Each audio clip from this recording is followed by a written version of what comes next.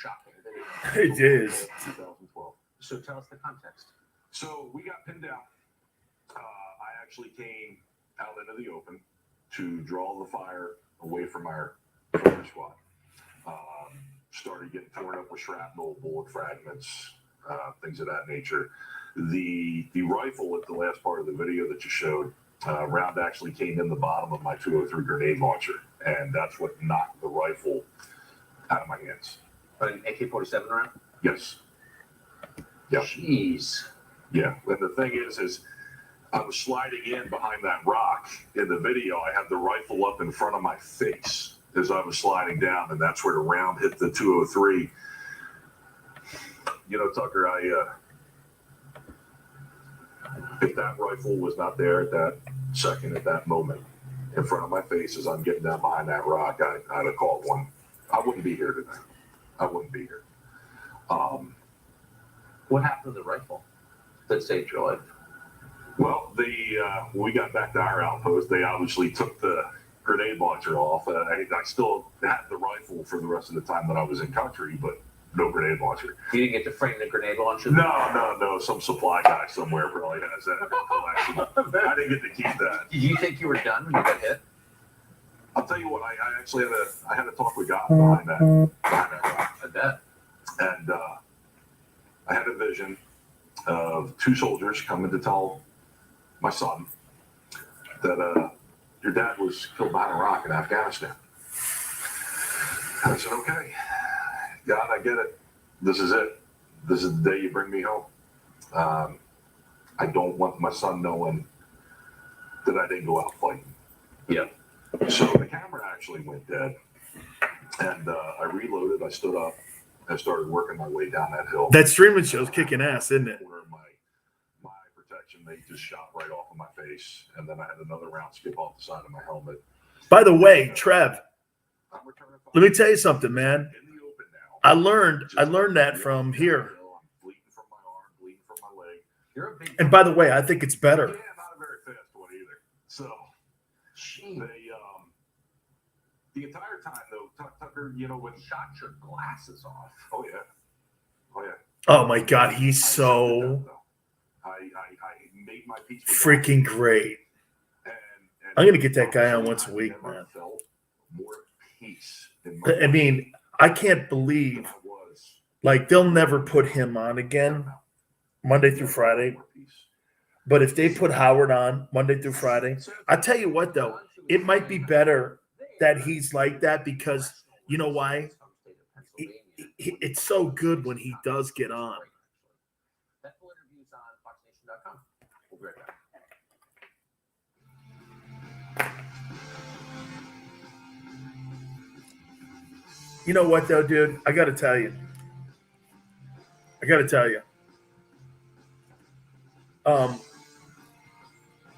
Philadelphia sports. I don't mean to sound obtuse, but dude, honestly, man, I think anybody could do sports talk radio there. The fans clearly are what make it. Helping tens of thousands of people lower or even eliminate their pain, like this person. Earlier in my life, I walked across the United States from Maine to the Golden Gate Bridge. And when I turned 60, Well, radio's gotten soft, dude. And they began aching. I mean, that's why podcasting is way more. But hell, get this, you know, guys like Joe Rogan are even getting hammered. Getting older, exercise, and everyday living can cause pain too, which is why Relief Factor created the 3-week quick start and then discounted it to $19.95. About $1. It's just not as profitable yet, though. And after that, well, it's profitable when you've really got a great social media. Oh no, it's getting bigger and bigger every month. I completely agree. It's getting bigger and bigger every month, every single month. Oh my God, I got to tell you this. I think you're going to like this. So on my Twitter page, go to that. You can see it's called Bovada. It's like a sports betting site. They asked me to be an influencer. Yeah, Bovada. It's offshore? Oh, I didn't know that. Yeah, I talked to the guy today. Yeah. So they go like this. They're going to pay me. How about if you walk from Washington? I said, no. I got They represent her. from the Pentagon to Shanksville to Ground Zero. To the three places. That's who they were talking about. This agency. 2001. Yeah. The route is about 525 miles. I plan on doing about 15 Does she have like 2 million followers on Twitter? I'm leaving early August. And like 2 million on like Instagram or some shit. She told me that she could blow up my social media, and I was like, okay. Over a year, and I think between my brother Russ and my brother Steven's spirit, they will make sure. 1.3. That's a lot. When you do these walks, and you That's a lot, you have dude. to have meaning in For someone I've never heard of. 3.8 on wow. My brother's last moments were Yep, before that's he went her. through that tunnel. And the whole route already done. I've been up in the hills. She goes like this. So like, what are your impressions? I go 8 million a month. She's like, whoa, wait a minute. You've got 8 million impressions on your Twitter page a month. I go, yeah. And she's like, you must be doing something wrong then, because you should have 250,000 plus for sure. I said, well, maybe it's because I delete and mute everybody. To mark 20 years, I block everybody, dude. Or now because you told me about muting. the families of fallen heroes with young children. I do muting now. And catastrophically injured veterans and first responders. Honor our vow to never forget.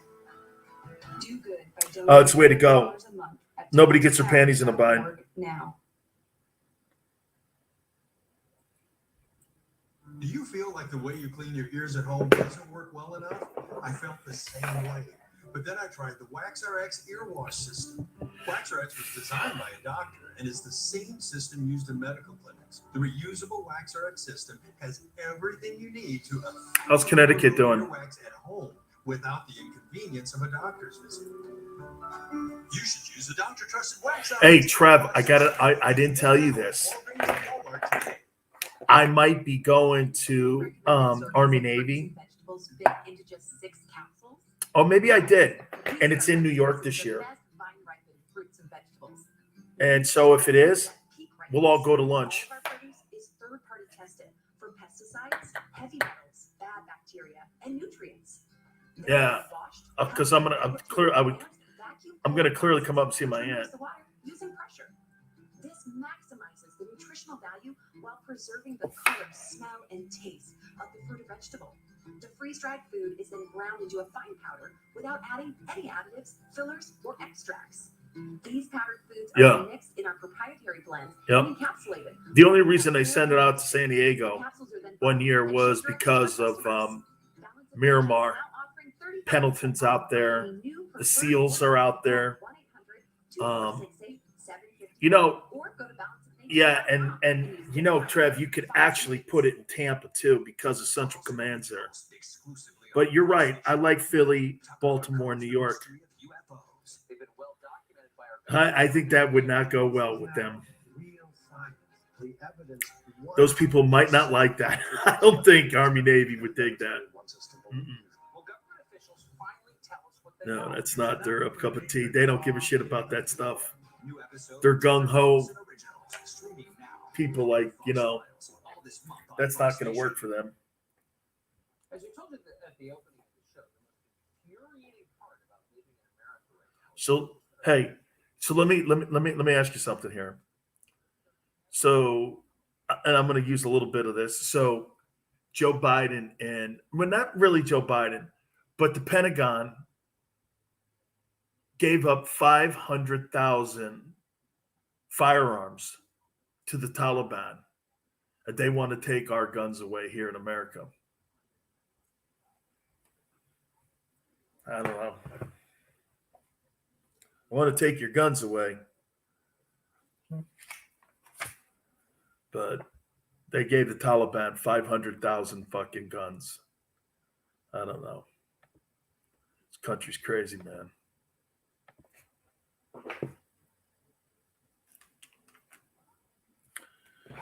See? Yes. It's all good.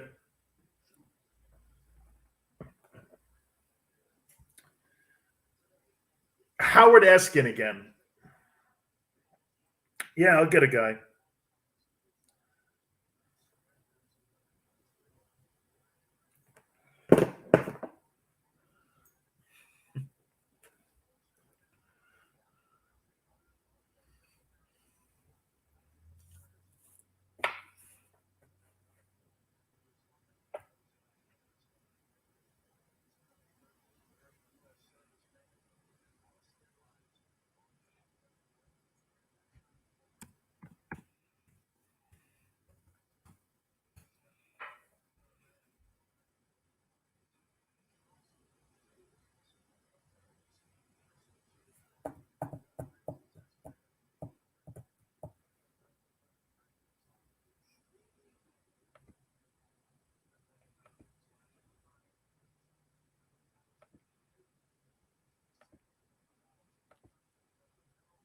I was thinking about having Colonel North on, but I don't know, man. He just doesn't seem to have his fastball anymore. Do you think? Okay, yeah, no, yeah, he doesn't fall in line with the conservative talk. He's a military soldier. Yeah,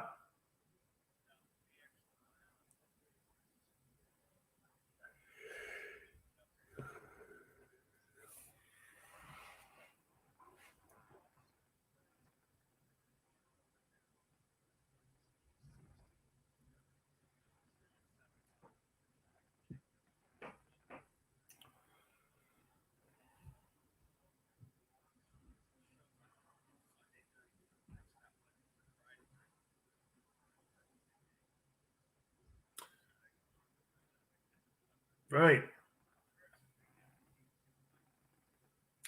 So then I think I'll text him and reach out to him, see if I can get him on this week. He's a big sports fan. Big sports fan.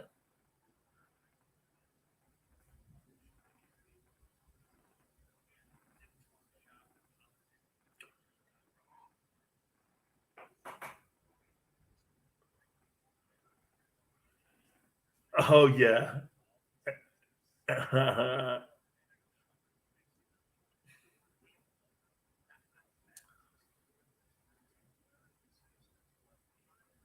Dude, do you mean that one they tried to put in, not the yeah, like I thought it was like a penguin. It was terrible. It was terrible. And oh, no doubt. I would never say that. I mean, oh god, I love the original Islander logo so much. Yeah, yeah, yeah. Tradition too, dude.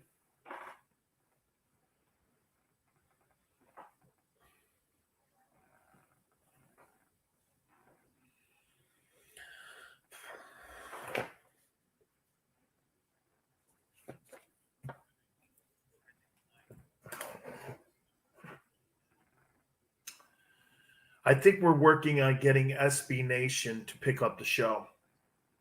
That that would be an additional 250 markets. No, that's what's going on here. That's right, the virus. It's like a foot virus, man. It's just like a fungus, actually, more than a virus.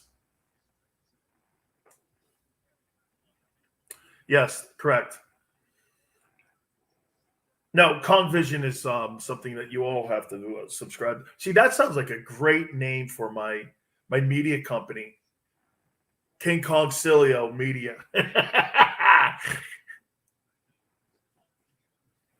Kong Channel Communications. KK. No, that sounds too crazy. No, not in this time. Not in this time. Yeah. King Kong Media. KKM. Yeah. Endless. Oh, man.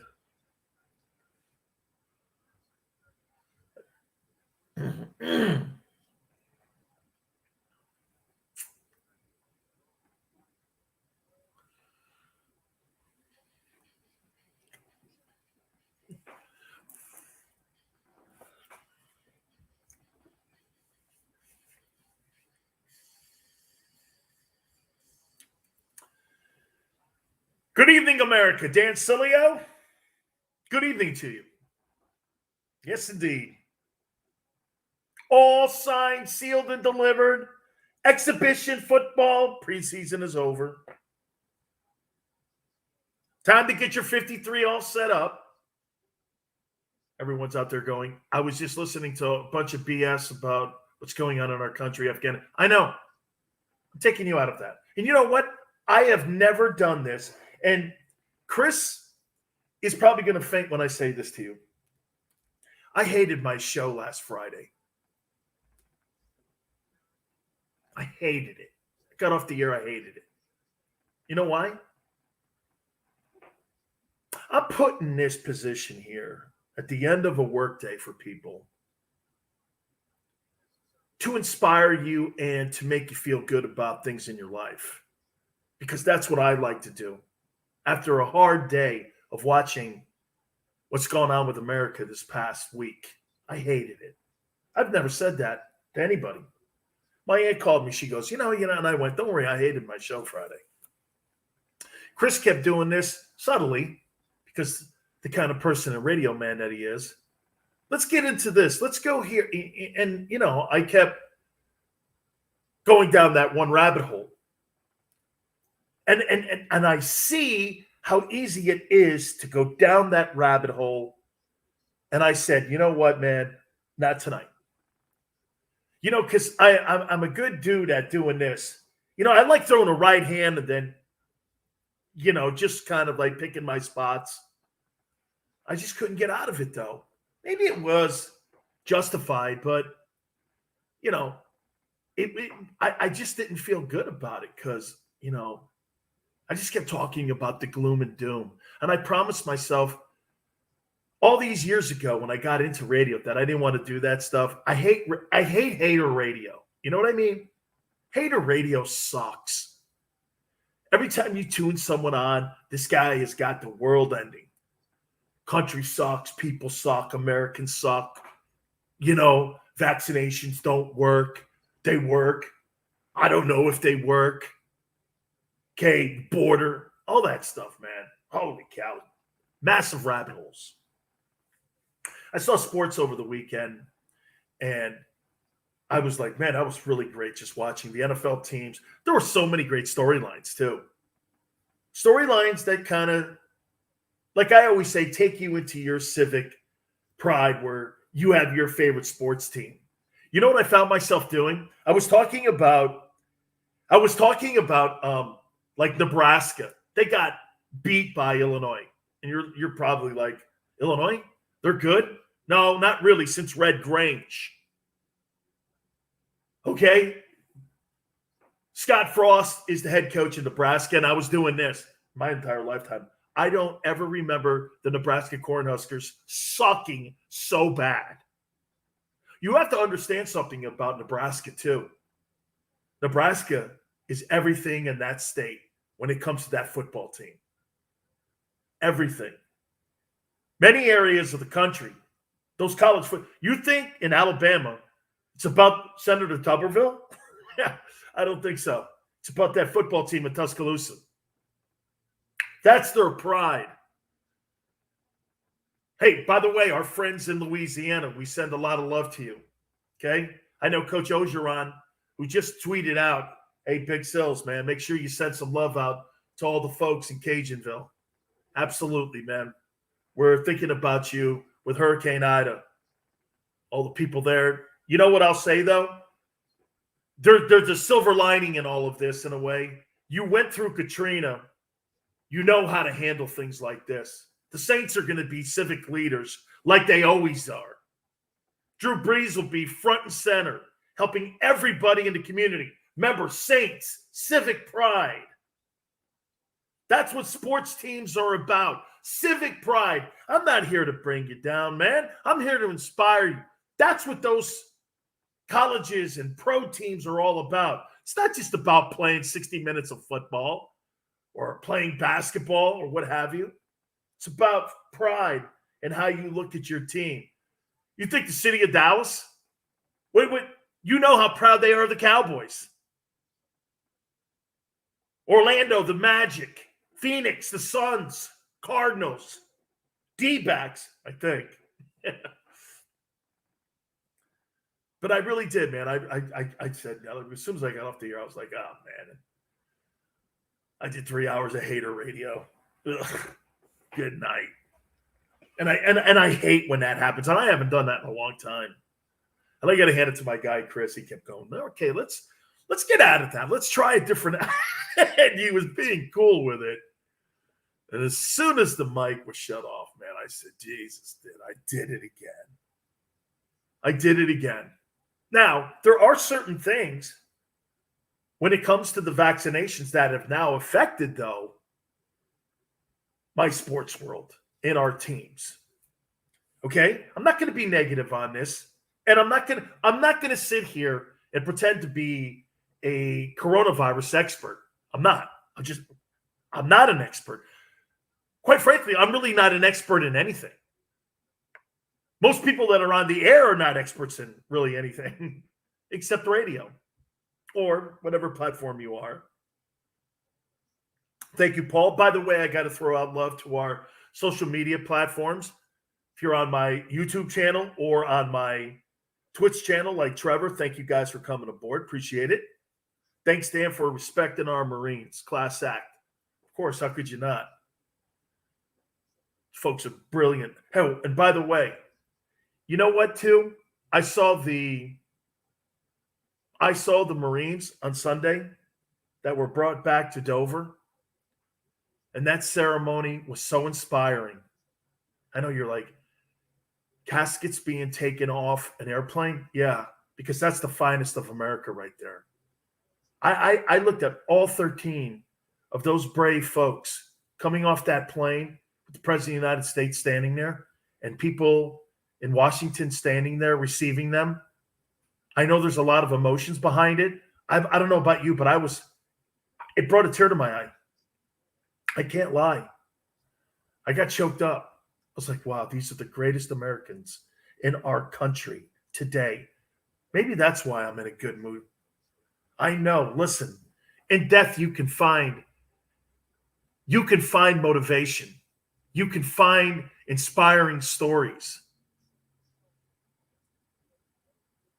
One of the soldiers, I think her name was Nicole. She tweeted just a few days earlier how much she loved her job. She's the one that was holding the baby. And how much she loved being a Marine. God damn. That's awesome. You imagine dying for what you love doing the most? I don't know about you.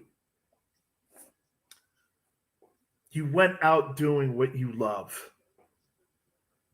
You're a hero forever.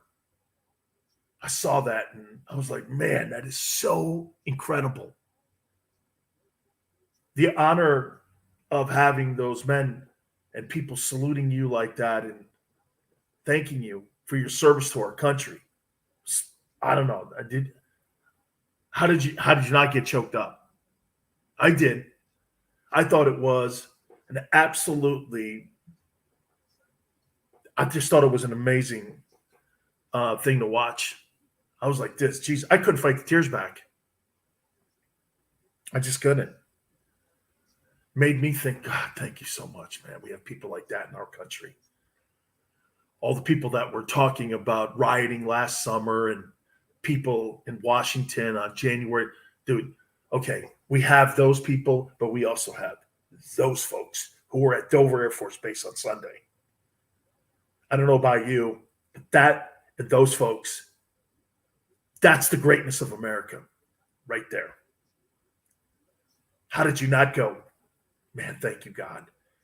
that we can have people like this on the planet. Inspiring. Every mother and father, that those kids, 20s too, right? Most of them in their 20s, loving their job. Just the best of the best. The best. It's great. It's great. Those are the people that get this. You know, I posted a bunch of pictures because I was at Camp Pendleton about a year and a half ago.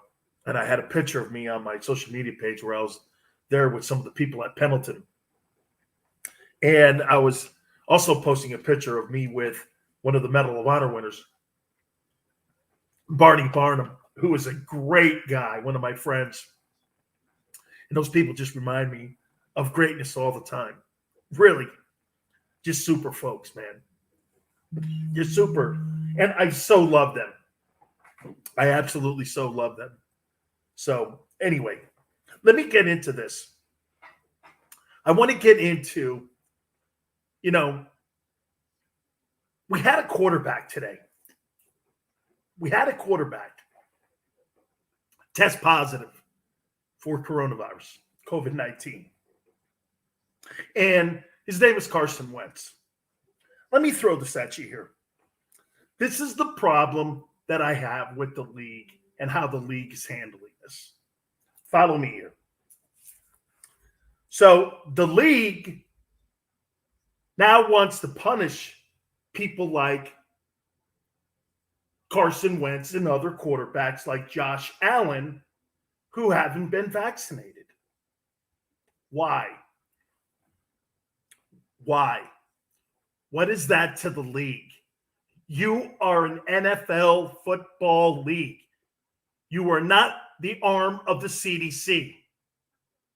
You have no right to tell these people to get vaccinated. Leave it alone. Now you're coming up with all of these rules. Here's my other issue with it. If you actually think that any of these teams are going to hold that the fact that these guys are not vaccinated, that you don't think that they're going to sign these guys, that's media driven too. I keep hearing people in the media going, well, you know, the New England Patriots, they're pissed at Cam Newton because Cam didn't go through proper protocols. You really believe that? That's a league that doesn't give a rat's ass about concussions. You truly think they're going to hold that against Josh Allen when it comes to contract negotiations? In Buffalo, they just signed him to a brand new contract extension. He's not vaccinated. Lamar Jackson, who has failed 2 COVID-19 tests. You actually think the Baltimore Ravens are not going to negotiate with him and give him a long-term contract? My point is, once again, even in my business, the corona pimps are out in force. Got nothing to do with it. These guys don't. Do you know what the NFL cares about the most? Winning. Are you good? That's all they care about. Are you good? Well, this guy's not vaccinated. That doesn't play into anything. All right, some new news when it comes to Deshaun Watson. He may be on the move. Would you make a play for somebody that's got all these sexual cases against them? We'll hit on it next.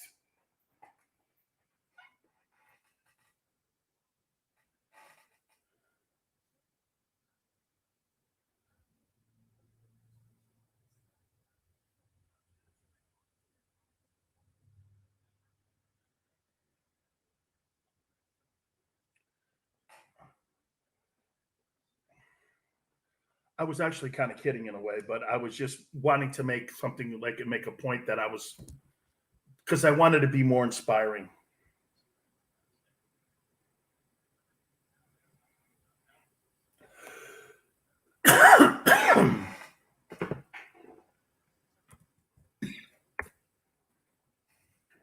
choking on myself. Thank you, dog.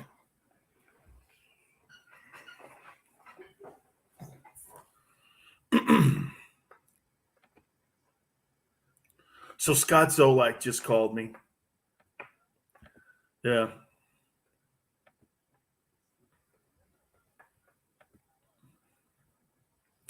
He's the guy that said that Cam Newton needs to stop listening to rap music because it's distracting him. Yeah, I don't think he's going to do that. He had to apologize. They took him off the air. I think he wants to outrun it. He took him off the air for a day.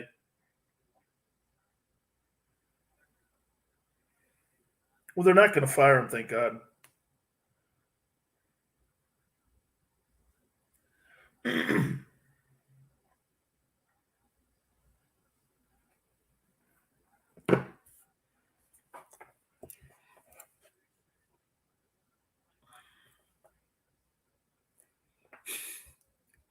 So you think I put the juju on that?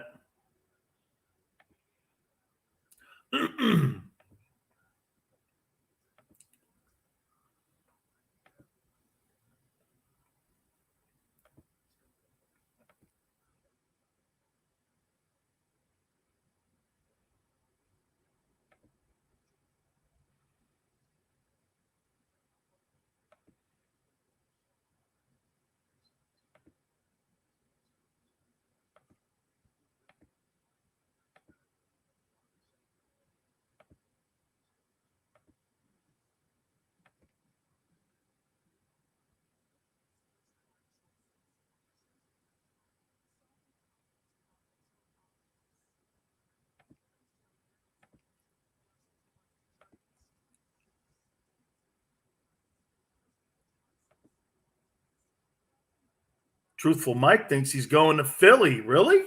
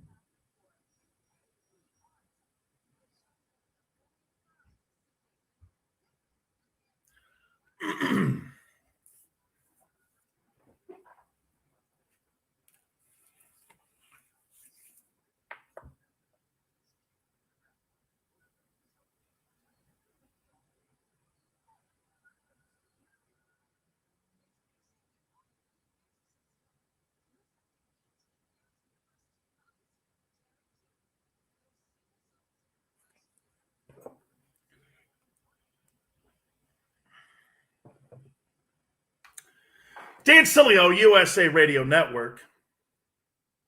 Truthful Mike thinks that Deshaun Watson's going to the Eagles. Stephen Clark because I just got a call out of nowhere from Scott Zolak who got in trouble barking at Cam Newton. We'll get some thoughts here in a second. By the way, do you want to join the show? It's how you do it. Like our friends here do on our social media platforms. It's how I take calls. We do things differently. I do that also on my streaming show, and it's a big hit.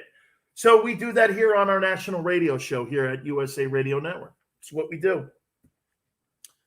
Love to get all the platforms going. I'll get to that here in a second. I want to throw this out at you though. Let me write that down here because I do want to talk about potentially going to Philly, and Stephen brings up Zolak here. I don't know if you guys saw the video of Trent Dilfer pushing a high school player around over the weekend. Trent Dilfer is a former quarterback for the Tampa Bay Buccaneers and Ravens, won a Super Bowl, and he coaches a high school team in Nashville, Tennessee. And he was on the sideline, and he got in this kid's face, and he pushed him. I think the kid's like 14 years old, 13 years old, and he was pushing this kid. I don't think he pushed him around. I think he pushed him once. And, of course, cancel culture immediately is like, oh, you can't You know what? In this case, I'm going to agree with people on the internet. Watch this. You're going to go, Sills, not you too. You're not going soft too, are you? No. I grew up where people grabbed your face mask and shook your cage, slapped you in the helmet, punched you in the shoulder pads. I grew up like that. Sure. Can't do that today. It's not going to be tolerated today. Got to know the room. It's over the line for Trent. He should know this. Emotions will always be your true feelings. But as a coach, as a leader, you've got to temper that stuff. And you have to know the culture you're in now. Things we did 10 years ago. Things I said in radio 10 years ago. Hell, things I said 5 years ago were accepted. That's not accepted today. We were just talking about Scott Zolak. Scott Zolak made a comment that Cam Newton needs to turn off rap music because rap music is distracting him. Does that come off racist? I guess today it does. Okay, I guess today it does. Personally, Zolak is not. He called up Cam Newton and apologized, by the way, and Cam's cool with him because Scott's not a racist. But Scott said something stupid. Truthful Mike, how about this? Bobby Knight could not coach today. You think Bobby Knight could coach today in college basketball, the way he put his hands on people and the way that he spoke to people, that Connie Chung interview, if that were aired today when he was talking about rape, just lay there and take it, he'd be fired on the spot. But because he was Bobby Knight, the icon, Bobby Knight, the Indiana basketball coach, they gagged. Today, you're fired. So I saw the video and I'm like, personally, for me, no. I don't have a problem with it. But everybody today does. Everybody's got a problem with that stuff. Hey, and for the record, to get your point across, you don't have to put your hands on people. Especially a young kid. It's just the way we are today. All right, hey, please do me a favor. Go over to our friends at podcasterwarehouse.com. Headphones, earbuds, anything that you're looking to build. When it comes to your home studio, if you're just looking to buy great equipment, we have it for you at podcasterwarehouse.com. Use the promo code Sileo, S as in Sam, I-L-E-O. That's S as in Sam, I-L-E-O. 25% off of everything that's on the website. Shipping is free, $5 to $5,000, podcasterwarehouse.com. Podcasterwarehouse.com. Would you make a trade for a guy that could be in prison for sexual misconduct? That's the debate that was going on this past weekend. What would you do with Deshaun Watson? I'll tell you what I would do next.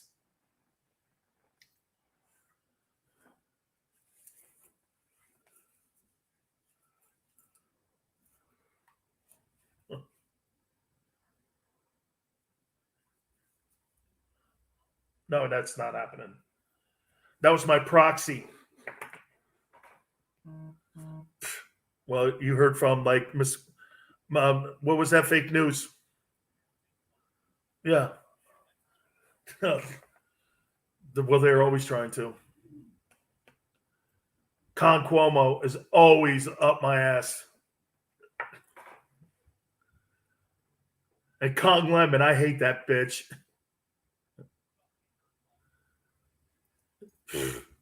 Got the job because of his old lady.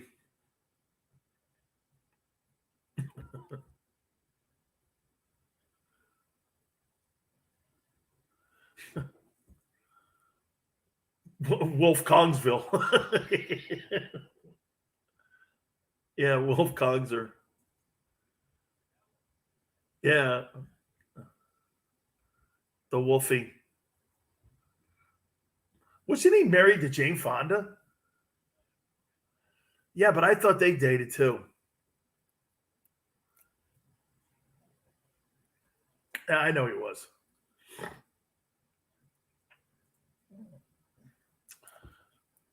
Oh, no. Oh, they changed that whole lineup out. They used to have such great anchors there. Oh, he was spectacular, Bernard Shaw. They covered the Gulf War exceptionally well. Yeah. Peter Arnett.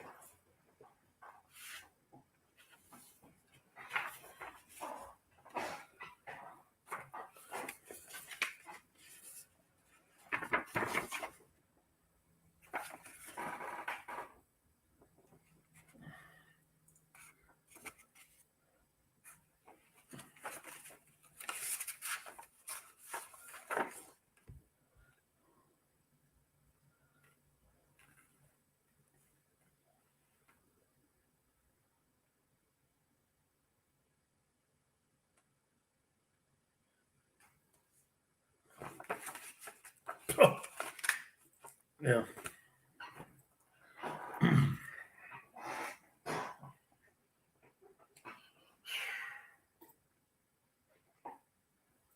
Yeah, right. Yeah. Yeah. Well, don't worry. He's a piece of shit. I am relaxed. Every time I smack him in the back of the head, I'm completely relaxed. No, it's not anger. It's just something I have to do daily. Mm-hmm. To go smack upside his noggin, and that's the way it rolls. How you doing? My weekend was very good. Yours? I like uneventful. I don't want anybody bugging me.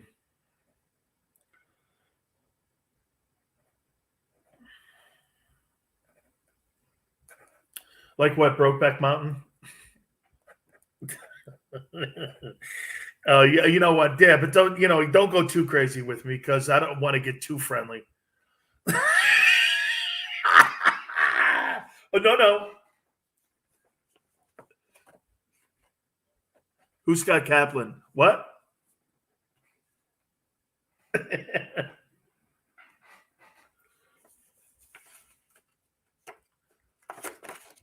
What's that? It's actually funny. Oh, man. Hello, everybody. Big Sills here. How you doing here? I got something in my hand. How you doing? Okay. You know what it is? I was just asked a question by Steven. He goes like this. I want your prediction, Dan. Do you think Gavin Newsom will lose the recall? Not what you wish for. Oh, he's giving me like Alonzo Hairsteel here. Okay, he's giving me, it's not what you know, it's what you can prove. Okay, well, I have my ballot, and for the people on social media, you can see my ballot. And I've actually filled in Larry Elder, who's a friend of mine. Shall Gavin Newsom be recalled and removed from office of governor? Okay. And you ask an interesting question, Stephen. Not what you're wishing for. Do you think he'll be removed? I do not. But I think what it does is it's almost like an impeachment of Donald Trump. Trump wasn't really impeached because the Senate never passed it through. The House did. So it's kind of a half-ass impeachment. And the Democrats get to say, yeah, we impeach him. Not really, but kind of. And you do get the not really, but kind of. And that's kind of what this is.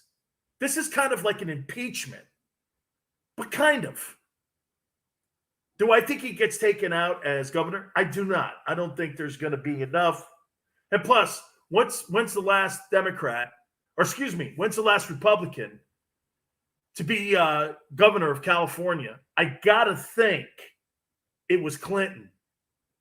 I have to think it was, no. The last I'm thinking Republican had to be Bush 41. I think it was Bush 41. That was the last Republican governor of California. Am I right, Chris, when I say that? I think it's Bush. The last guy to win the state of California and the caucus in 88, okay? Okay. Hey. Yeah, okay. So do I think, Stephen, do I think he ends up getting replaced? No, I do not.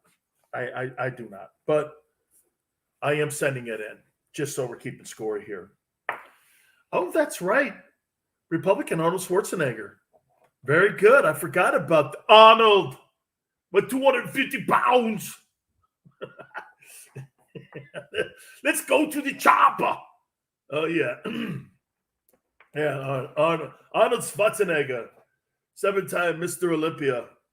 Hey, man, this just shows you, doesn't it, nowadays, man, if a bodybuilder and a reality TV guy can win the governor's house of California and a dude can win the presidency and be a reality guy, politicians really don't have to be that qualified, do you?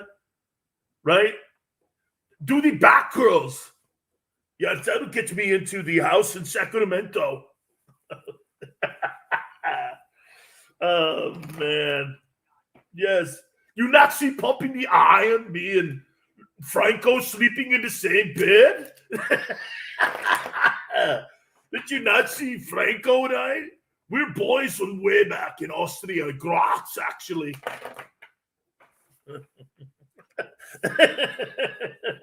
Graz, Austria, that's where I'm from.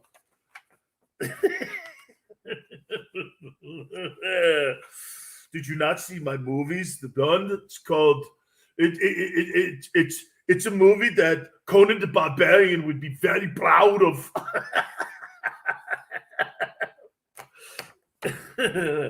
I was Conan the Barbarian. Danny DeVito and twins. He's a good man. Ivan Reitman wrote the movie. I did not realize I could do an Arnold. Ivan Reitman wrote twins on a napkin and gave it to me and said, Arnold.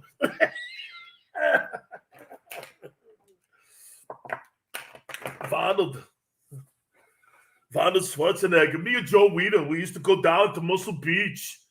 And I would sit there and I'd pump the iron and the girls would look at me and go, Arnold, can I sit on your lap?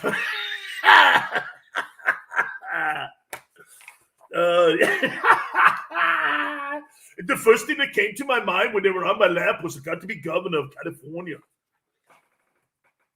I had $200 when I came to California. Now I'm governor. I got governor. All the steroids going to my head. Let me get the hell out of that. Look what you did, Steven. Not good. Yeah, look at the truthful Mike just said, get to the chopper.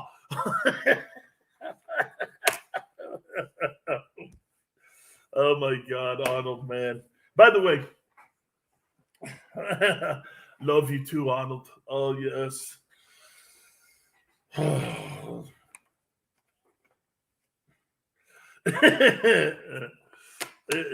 Oh, yeah, he'd have been great at Hans Gruber. Oh, yeah, man. Hans Gruber, he would have been great in that movie, right? Die Hard. Yes. Yeah. That's right. I need my detonators. Get the baby oil. Get the baby oil. Check the glove box. It's in the glove box. The baby oil. me get out of that, you stupid ass. Please. I have to get out of the chopper. Oh, man, really, guys are going, what the hell, man? I'm running for governor again because of what's going on with Gavin Newsom. And we can't have Caitlyn Jenner. Don't say it, Chris. Please, don't go down that rabbit hole. Leave me alone. All right. Holy cow. Jesus criminy. Arnold doesn't eat Wheaties. He eats steroids. I eat donuts with steroids in them. Those little poppy seeds, you can smoke them. Oh, God. All right, let me do this here. Oh, God almighty. Politics is funny if you can. Hey, you know what? They need more of that. I'll tell you this, a guy that I'm really starting to like and watch is this Bill Maher dude. I really didn't like him at first. But you know what? He's come around. I love people who can make fun of both sides. And let me tell you this a little bit about nighttime television. Why do you think Johnny Carson, besides his gift to gab and his brilliance at doing interviews, why do you think Carson had monster numbers compared to these idiots that are on? Because you know why? The one thing, like kind of how I started my show out, Johnny Carson, when he did the Tonight Show, he appealed to everyone. He made fun of everyone. It was kind of like a subtle, like Don Rickles, not so in your face. You know what I mean? He made fun of both sides. There was no picking and choosing. See, when you pick a side, the other side's going to fight you back, right? That's just going to be what it is. Paul says, I've been crushing the Coronas. Not yet, dog. That's later on. We'll be crushing the Coronas. No. But that's what those guys were great at back in the day. Even Letterman, too.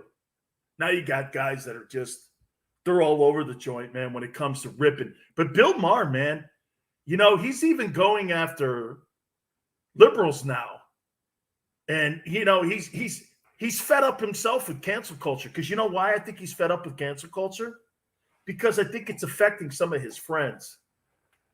Do you know that the Taliban, they executed a comedian, I think it was a week ago, because he was telling jokes and making fun of the government. And they killed him. That's got to hit home to people like him. You know, you can't make fun. There's certain, get this, what we're doing right now, making fun of a former governor or something like that. How about this, man? You know, you can't do that in other countries. You can't do that in Afghanistan today. They start smacking you in the back of the head with them canes they hit everyone with. That thing's really weird. You stand in line for food, you get hit in the back of the head with a cane. What? Not me, man. I mean, people are standing there trying to get into a store, and people are going by with these canes. Smack. I'm like, okay, well, hey, do that again, Junior. Hit me with that, man. I'll tell you what, man. You'll be using that for a pole vault. Holy canal, man. I mean, I don't want to live in a country like that. Absolutely not. I still can't get over those dudes, man. Those dudes took that country and they take a crap in a cave in a bucket. It makes no sense. How in the world does that go down like that? All right, IT's going into this segment. Let me ask you something here. There's been really great chatter about Deshaun Watson potentially going to the Dolphins or the Eagles, Panthers, I think, or Broncos. Would you make a move for a guy that's got sexual misconduct allegations against him? I'm talking making a trade. Would you trade for him? Can I tell you why I would trade for him? Some people on here, I think, Truthful Mike thinks actually that he's going to Philly. Can I tell you why I would? On this time right now, 8:30, 2021, 9:45 Eastern Time, 6:45 Pacific Time, Why I would say I would today. You know why? Well, until you suspend a guy, until you tell me what he actually did, or better yet, till you prove what he actually did. What are we talking about here? Innuendo? Do you know how many lies are on the internet right now? Do you know how many things that people say that aren't true today? I can't tell which end is up sometimes when I'm reading a story or I'm listening to somebody talk. I have no idea. Really, when I'm covering a story, okay, do I go to Google? You know, Google, they take certain stories and they don't allow sometimes other stories to get posted. Same thing with Twitter. Do you actually know what you're really reading sometimes? I mean, when you read a story from Fox News or CNN, do you take it with a grain of salt or do you really just read it? I am convinced that 70% of our country still believes the news or what you hear on the radio or what you see on TV, these video clips, social media. I'm convinced. Like, here. And I said this last week. Do you know that the FBI came out and said that there was no connection between Trump and January 6th? The FBI did. And yet there's stories now that are coming out that Jim Jordan or somebody had conversations with Donald Trump on January 6th. The FBI basically exonerated Donald Trump, and yet their story's still coming out. Why is that? Is that not fake news? I don't know. By the way, I don't know if it's not true. I just know this. I could have swore I heard the FBI last week come out and say that. So when I'm talking about Deshaun Watson and these sexual assault accusations, and the commissioner of the National Football League hasn't even really come out and said what the NFL is going to do to him yet. Don't you? And let me bring this one point up to you too. Don't you think it's really weird if a guy has been accused of 22 cases of sexual misconduct? Wouldn't you think that the National Football League would have canned and voided his contract? Do you know he signed a 4-year, $160 million contract extension? There's a clause in all of our NFL contracts. I had one in mind. Conduct detrimental to the league. You know why they keep it vague like that? So they can fire you at any time and void the money they owe you. Why haven't they done that? Oh, by the way, did you know that the FBI is now involved in the case? Why would the FBI be involved in a sexual misconduct case? The FBI is involved because there could be extortion that's going on here. Look at that for a minute. So, and you know what? I keep hearing people say, well, he will be suspended. I'm not so sure of that. Why hasn't he been already? That's why I'd make a move for him. And to me, the Dolphins are the team that have the assets. They just got to figure out how to make it happen. All right. Don't forget, check out my friends at podcasterwarehouse.com. Headphones, earbuds, anything you need, you got it there. 25% off. Use the promo code Sileo, S as in Sam, ILEO. $5 to $5,000. That's podcasterwarehouse.com, podcasterwarehouse.com. I'm going to hit on Brian Flores. I like this guy, man. Head coach of the Dolphins. We got to get to the chopper now. We'll take our break.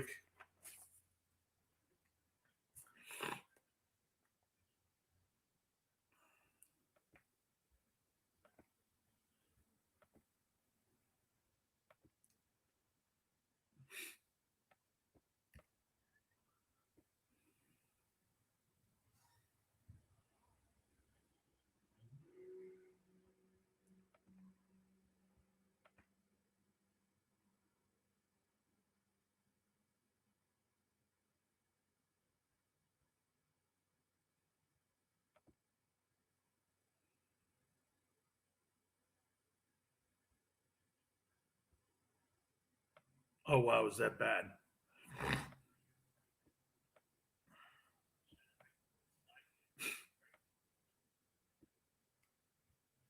You're not going to stop doing that now. The Arnold.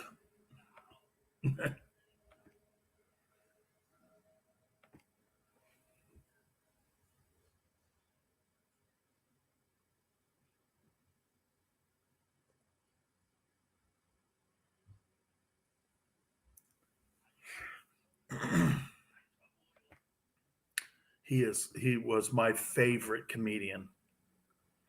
I love Sam Kinison.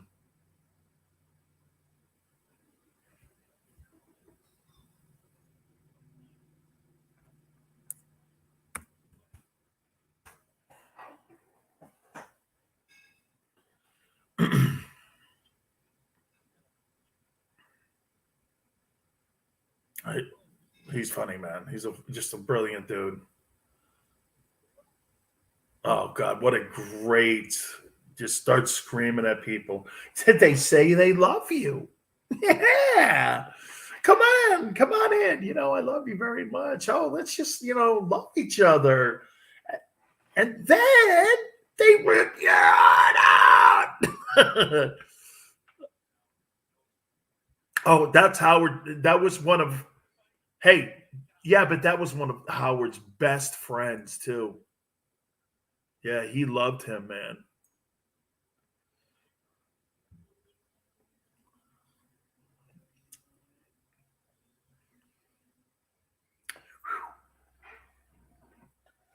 Too much drug issues though with him, man.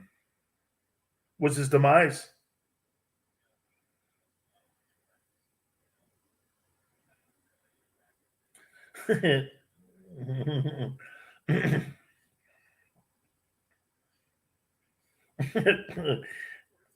Uh, that's hilarious. That's funny, man. Oh my God, honey, can I have my dick back, please? She said no. Oh, and tonight it's Big Seals here on USA Radio Network. Oh, tonight on the show, Sam Kinison. Hello, Mr. Helper.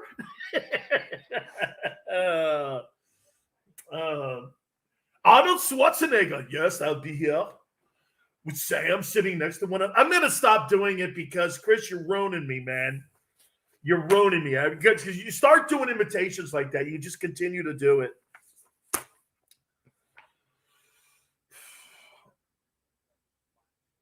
No, Bon Jovi would not be my. Who would be my band?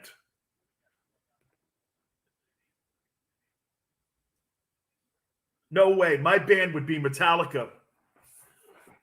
That would be my band, Metallica. No. I want Poison or Rat, right? No. Thank you. My band would be. Yeah, if I was hosting the Tonight Show, I'd want Metallica. Yeah. I want Lars. I would want Lars on. I would want Lars on my drums.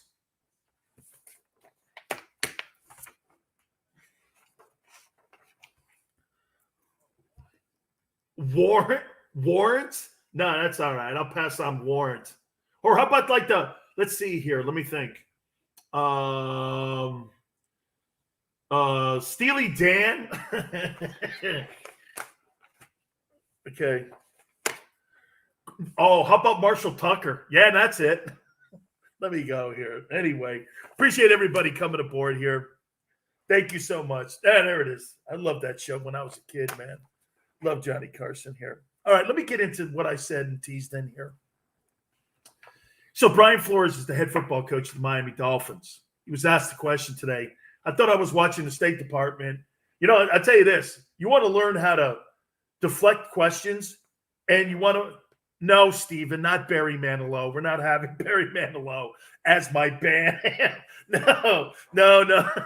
Mel Torme. No, we're not having Barry Manilow. No. So I don't know if you guys ever saw that scene in the movie Spies Like Us, and Chevy's sitting at the State Department. He's like, what are we doing with the crop dust in problem with the mic? Sorry, we have to go. I thought I was watching that today when I was watching Brian Flores, the head coach of the Dolphins, ask Hey, what do you make of all these rumors that are going on with Deshaun Watson potentially coming to the Dolphins? First thing he said was, "Hey, I really like Tua Tagovailoa. That's the guy he has in the room now." Well, what's he gonna say? Now, here, let me show you what being a head coach is like. I'm gonna make a comparison to you. Okay, so you're a halfway decent looking dude. You got a really good looking girl. All of a sudden, a great looking chick comes walking down the street, and you're like this, man. Wow, man. Hey, you're not gonna do this. Hey, honey, what do you make of her, man? Ain't she good looking? You're not going there, right? But NFL head coaches and general managers are just like that. Wow. You think I can upgrade my chick? That's what you do, man. When you're a GM of an NFL team, you think I can upgrade my quarterback? That's how heartless it is. It's exactly like that. People who have no feelings, and you shouldn't have feelings. It's about winning. Nothing else. It's about winning, upgrading. Hey, what in your business? So if you go to work every day, what, you don't think your boss is doing this? How do you think I can get a guy that's just as efficient, cheaper? That today is the new mantra for executives. How can I get as much production with not as much drop off in talent, but not have to pay that guy what I'm paying him?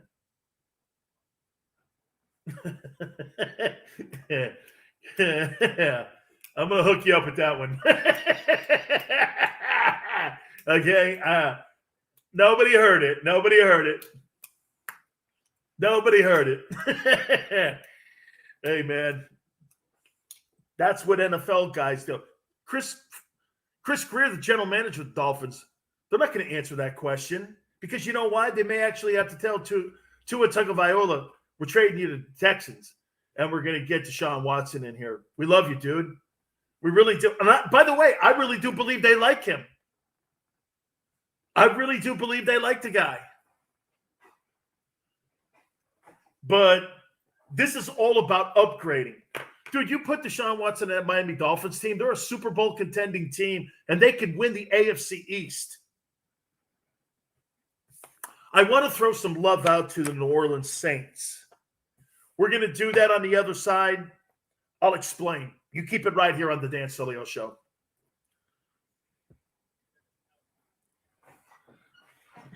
Hanson, I'll be right back.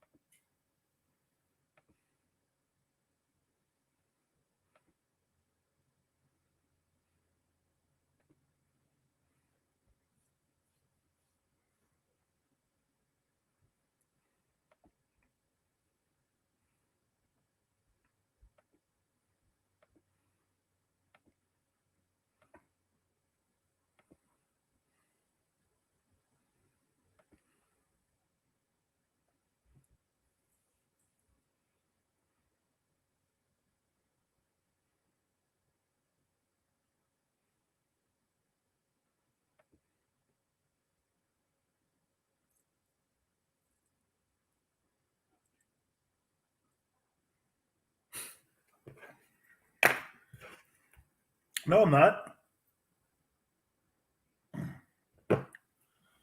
Barry Manilow was funny.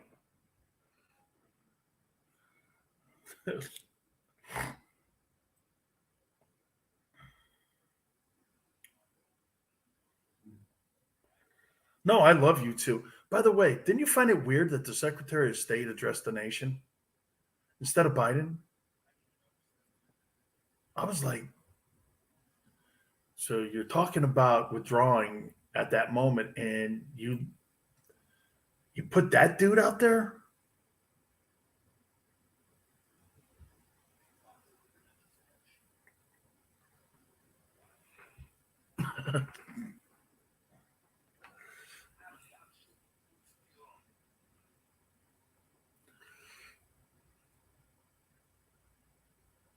I'm reading something, Junior, because you know you're. Shut up. I don't know. I don't know. I don't remember. Oh, did I?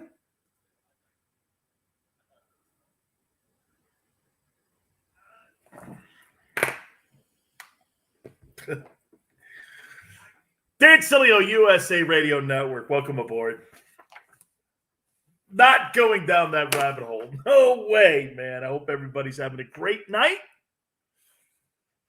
And if you're following us on one of our social media platforms, we thank you so much. Like Truthful Mike, he says he's been following Big Sills for 15 years. When am I going to a Canes game? By the way, Canes, Alabama, how you doing? Hey, it's 18.5-point spread too, by the way. We'll hit on that. We will hit on that. 15 years. I appreciate that. And by the way, like I said, Twitch or YouTube, or if you're listening to us on one of our fine affiliates, thank you so much. We really appreciate it. You can also go over to my website, dansilioshow.com, and stream us with our great partners at USA Radio Network. Thank you so much. No coffin. We have no rights in our own household. Well, that's my household. You know, that's because my expertise lies in, being a water boy for my wife's rugby team. That's kind of what my professional background is. That's the only thing I know, like H2O, like water boy. So that's all I know right now, man. Almost a 3 TD underdog. Damn it. That's all right. Listen, and by the way, Truthful Mike asked me if I'm going to a Canes game. You know, one of the reasons, and I was doing radio in South Florida a couple of years back. I did it for about 3 years, and I never went to one Canes game. You know why? Oh, I'm such a tool. I didn't go to a Canes game because I didn't like the fact that they played at the Hard Rock. I said it'd be a cold day in hell before you get me in there. I'm an Orange Bowl guy. I was theoretically for 3 years raised in that place. I got down to Miami in 1985, and I left in 1987. And that place meant a lot to me. South Florida was spectacular to me. State of Florida has always been spectacular to me. You know what's crazy? I call it the Big Sills Triangle. I played my college ball at the University of Miami, my pro football in both Tampa and Orlando. And so that triangle has been great to us. It's been really great. I so miss the Orange Bowl. I know. Mike's laughing his ass off at me here. Yeah, no, I said that. Somebody goes, why don't you come to? I go, no. I'm not going to that thing. And for the record, let me tell you how certain schools and certain football teams or certain baseball teams, it's almost like it's a hex. Do you know since Miami moved out of that Orange Bowl, they've had 110-win season since they moved out of the OB? One in the last 17 years. The Dolphins have been to, I think, 2 AFC championship games since they moved out of the Orange Bowl in 1985. The Dolphins and the Hurricanes have never been the same since they tore down the Orange Bowl. Have never been the same. Those old buildings, man. I mean, look at the Tigers. in Detroit? How do you think the Tigers have been since they moved out of Tiger Stadium? How do you think they've been? Think they've been good? Some years. Not bad. Miguel Cabrera is a monster. Okay. It's fun to watch. The Leland years, right? Those were pretty decent. But when they were really great is when they were in Tiger Stadium. How about the Yankees in this new ballpark? Oh, wait. Supposedly I put a hex on the Yankees because I talked about their win streak last week. And Chris, like, way to go, man. You just jacked the streak up because you threw it out there. It was the longest streak since 1963. Okay. Yankees always do this, man. They're notorious for going down the stretch and having great stretch runs. I still don't think they have a bullpen to make anything happen. Isn't it funny, too, how we look at today's stadiums and we look at how they're being built, and what they're trying to do is build them like the old stadiums. Like Camden Yard, okay, was like the first to do it. Camden Yard was like one of the first ballparks that made it look like it was like an old school ballpark, yet it was all retrofitted with all the restaurants and everything. You see that at Petco Park, too, with the Padres. By the way, I'll say it one more time to you. Okay, Petco Park is one of the greatest ballparks I've ever been in, football or baseball. It's sensational. Remember years ago, too, man, everything used to be multi-purposed. You had baseball and football all in one stadium. Whatever happened to that? Whatever happened to playing baseball and football in the same building so it could be cheaper on taxpayers to help get you that stadium financed? Don't you think, get this, don't you think, let's just pick San Diego for a second. Don't you think it would have gotten through when it came to taxpayers if both the Padres and the Chargers were working together in the same building to get taxpayer money? If you had both those entities working together to get a stadium built? No, but these guys had to have their own separate cribs. Nobody in America, let alone in California, are going to finance two stadiums when you're talking about retrofitting for like earthquake, or you have to have housing for homeless, or my gas tax. The only stadium that's truly been built over the last 5 years has been the SoFi Stadium, and the only reason that was built is because Stan Kroenke financed it himself. Levi Stadium, that was done with bonds up in the Bay Area. And by the way, those bonds will be called in a few years.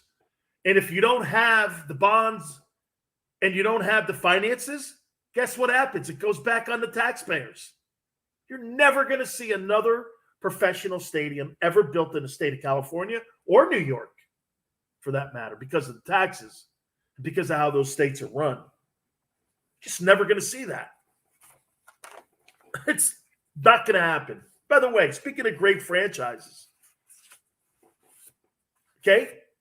Speaking of great franchises, I want to send some love out to our friends down in New Orleans. I love that city. I played in the Sugar Bowl down there, and I also happened to have played a couple games against the Saints. And it is one of the truly great sports cities in America. And it's one of the great sports cities, period. It's one of the great cities, period. The French Quarter is so much fun. The history down there, when you go into New Orleans, I love the place.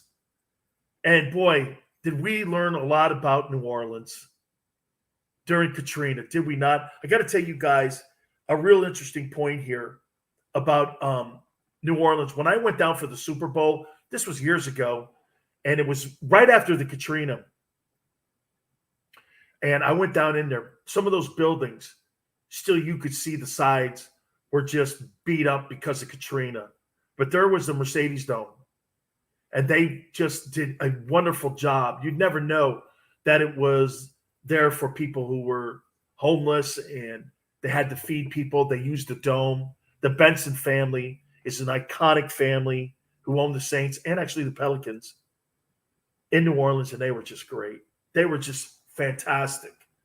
And I know this because of Hurricane Ida, the Saints in that organization will be front and center, and they will be the leaders because they love their community. That they are the Saints fans. Trevor, you could probably say to this here too.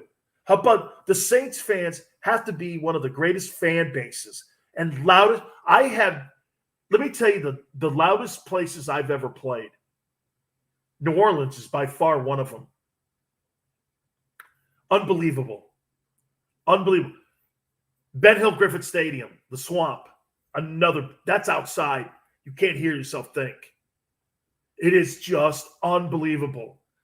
But that dome, man, that Superdome is so loud. I'm telling you, your ears are ringing for hours after the game. Doak Campbell, absolutely, Trevor, that's a really loud place. When you get 78,000, 80,000 Knowles fans in that building, holy cow. Hey, the Orange Bowl, that old lady, when you put 85,000 people in there, we played Florida and we played the Sooners down at the Orange Bowl, and there were 85,000 fans. Played Florida State in front of 78,000 fans. That place is loud. And they had the old fanny warmers. You know what the fanny warmers were? The fanny warmers were like aluminum siding seats. You know, not the fancy seats you see in the stands today. Okay? My family would go down there and get their rear ends heated up, man. You couldn't move 2 inches or you'd burn yourself. Put your hands down, man. It was hot as hell. Oh, Death Valley. My freshman year when I was at Maryland, I played at Death Valley in Clemson. They released like 150,000 balloons there, man. That's another place. Loud as hell. But that Saints place, oh my God, it's just such a great area. It's such a great time. And this is not the best time in the world for New Orleans. Probably you're going to see maybe that first game. I think it's a home game for the Saints. Do me a favor, Trev, look it up and see if that Saints game is the first week is an opener in New Orleans. It may be they may have to probably move the venue because I believe it's Saints and Packers, and I think it's at the Dome, if I'm not mistaken. So they may have to actually move that to Lambeau because of the hurricane. I don't know if they're going to be ready to rock. It's at New Orleans, Chris. Okay, I don't know if they're going to be ready next week. Next Saturday? Yeah, I don't think so. I mean, it's a 425 game too. But I'll tell you what, when they're ready to go, I guarantee you, even through all the mayhem down there in New Orleans, I bet that place is packed. And everybody and all those Saints fans will be in that building. See, that's what we were talking about a little bit ago too. Okay, that's what we were talking a little bit ago about civic pride. The Saints take great pride in being part of the community of New Orleans and Louisiana. I think that is so important. How many times and how many franchises do you know that you just look at it and you go, that's not really part of our community, man. They don't really go out of their way to be part of our community. They can call themselves the Tampa Bay Buccaneers all they want, but they're just not. And I'm not saying the Glazers aren't. Okay? I'm not saying the Glazers owner of the Bucs. I'm not saying that at all. Okay? Okay? You know, I'm not, okay? But I'll tell you here, watch this. You know Mickey Aronson, the owner of Carnival? Carnival is more of a community item in Miami than the Heat are. Okay? The Carnival cruise lines is more of a community thing because you got people working from the area there than the Miami Heat. The Miami Heat are just kind of like a thing to him, kind of like a toy. It's in like one of the worst sections too on the planet. Really is. All right. Some decisions are to be made around the NFL, and they're pretty significant ones. You're going to see a lot of new faces in the upcoming season. By the way, they're expecting massive ratings this year for the National Football League. I'll explain. Appreciate everybody coming aboard. Keep it right here on the Dan Sileo Show.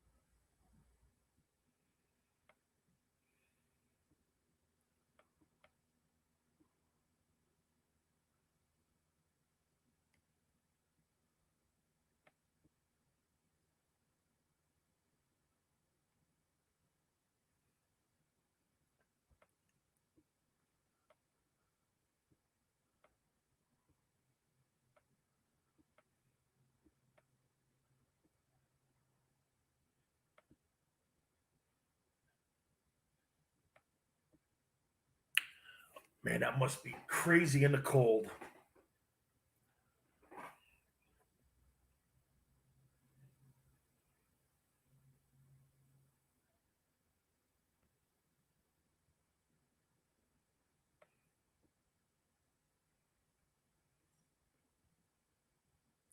So the Washington Examiner headlines on Blinken says this.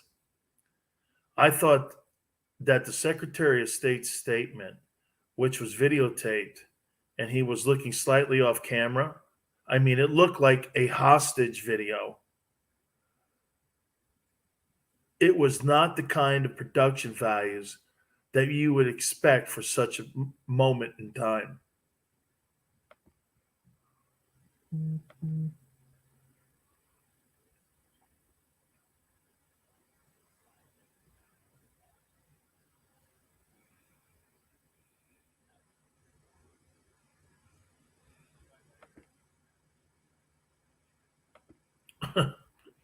That's funny. That's a funny line. You do it, do you? About time.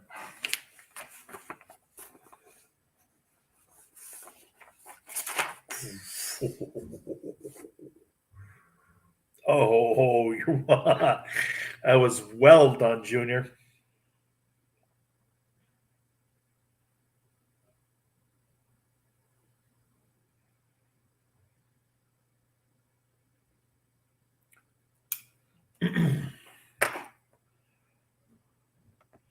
I'm sorry? I never had a problem with the Silver Dome.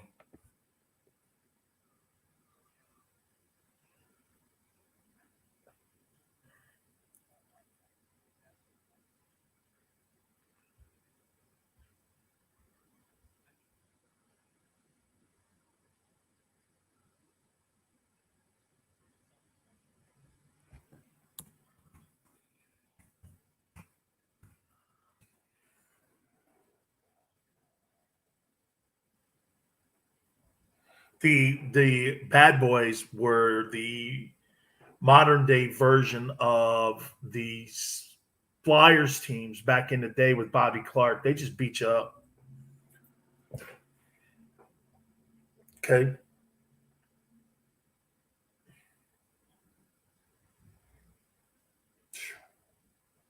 He was on those great Nebraska teams.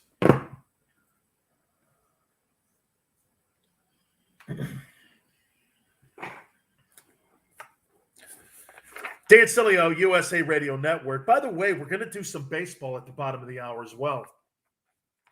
Got some pretty good items here for you.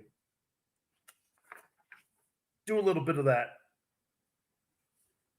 But we're just talking about Nebraska. Nebraska, I was watching them over the weekend. I cannot believe how bad they suck. When I was a kid, do you know what Nebraska sucking was? 9-3. Like, that was a horrific year for them if they lost 3 games. I can't remember the last time they were decent. Do you remember they had a guy by the name of Frank Solich there? You know what his record was? He was 58-17, and they fired him. They had another guy there, Bo Pelini, who was like 67-21. They fired his ass. There's a college football program that thinks they're better than they are. Well, they used to be.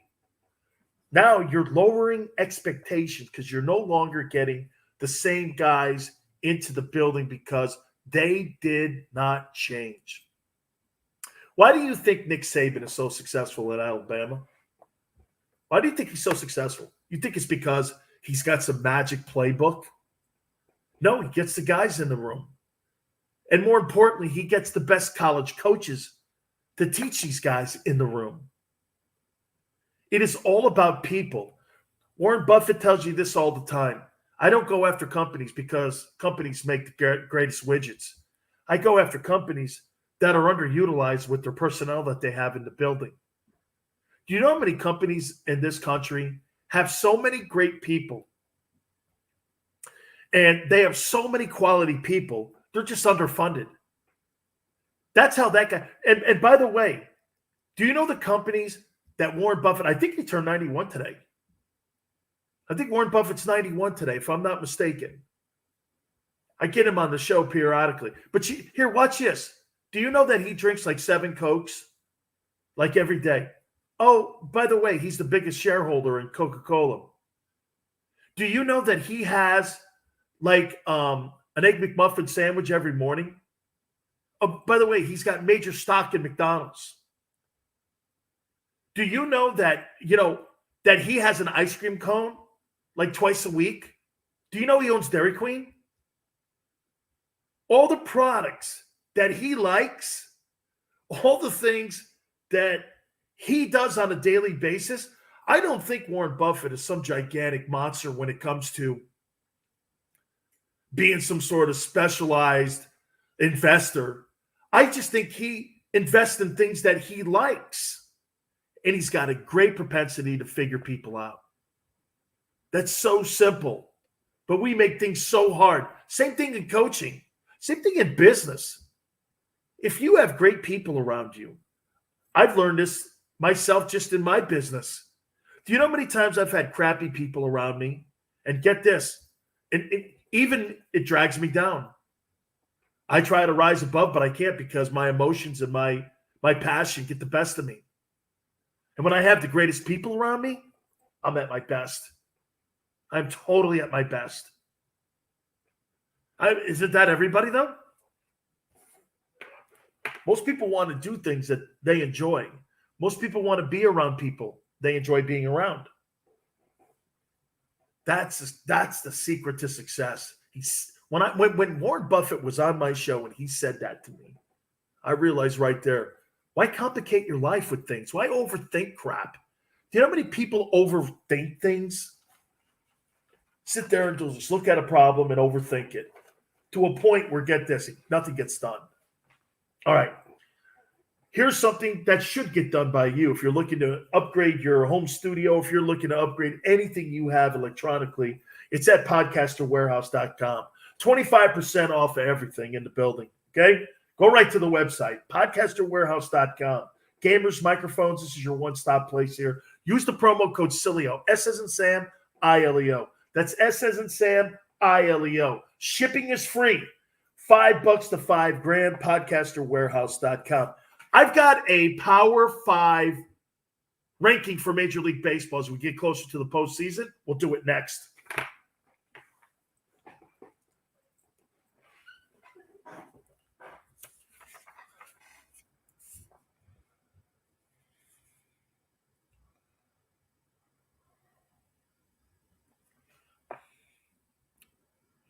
Yeah. Bank.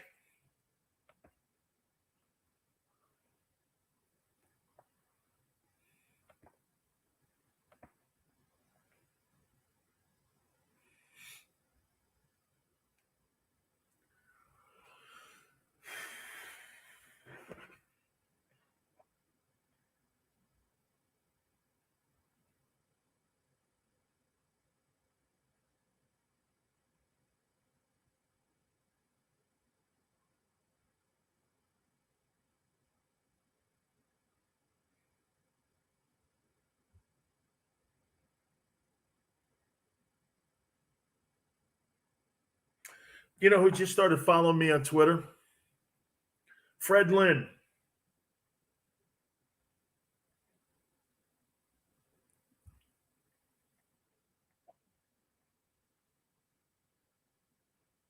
$17 years.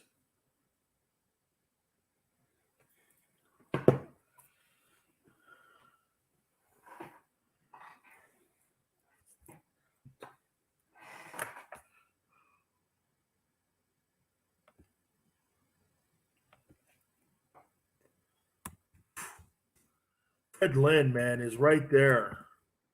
I mean, like, do you really think that let's see. Who's that guy that went in? Maybe you know too, Trevor. Who's that guy that went in that was a White Sox guy? Harold Baines. You think really Harold Baines is better than Fred Lynn? Watch this. Look at this. Watch this. Fred Lynn's first year, he led the league in runs scored, doubles, and hit 331 and was the MVP and Rookie of the Year. In 1979, he had 39 home runs and hit 333 and was fourth in the MVP. He's won 1, 2, 3, 4, 5 Gold Gloves. And he's been an all-star 1, 2, 3, 4, 5, 6, 7, 8, 9, 10, 11 of his 17 years. He was an all-star. He's got a career average of 283. He kind of went south when he got to California. You know what's really funny? Same thing with Pujols. When Pujols got to the Angels, you know, it was almost like they completely – like, look at this. Fred Lynn hit – I mean, he had 299. He had 21 home. Okay, well, no, 299, 272. But he was – then again, he played at Fenway too. You got on the – right? That's got to be something, playing at Fenway.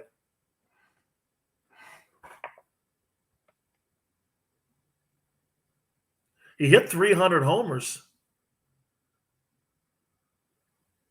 283.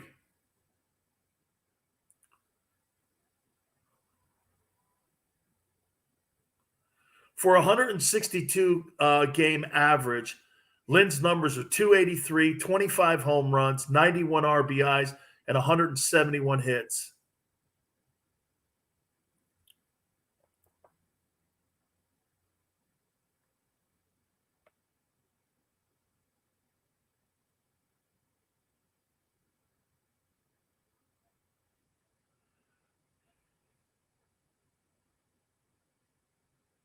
Dale's a great player. Do you know how I told you the story how both him and Rice and Fisk, they didn't, it was for free agency. They didn't get their contracts in on time, and Boston had to let all three of them go. Rice, Lynn, and Fisk. Yeah.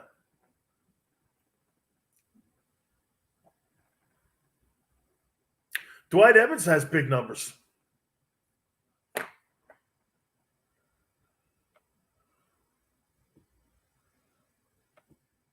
He was a good ball player, man. Marty Barrett. I think Fred Lynn played at Southern Cal, if I'm not mistaken.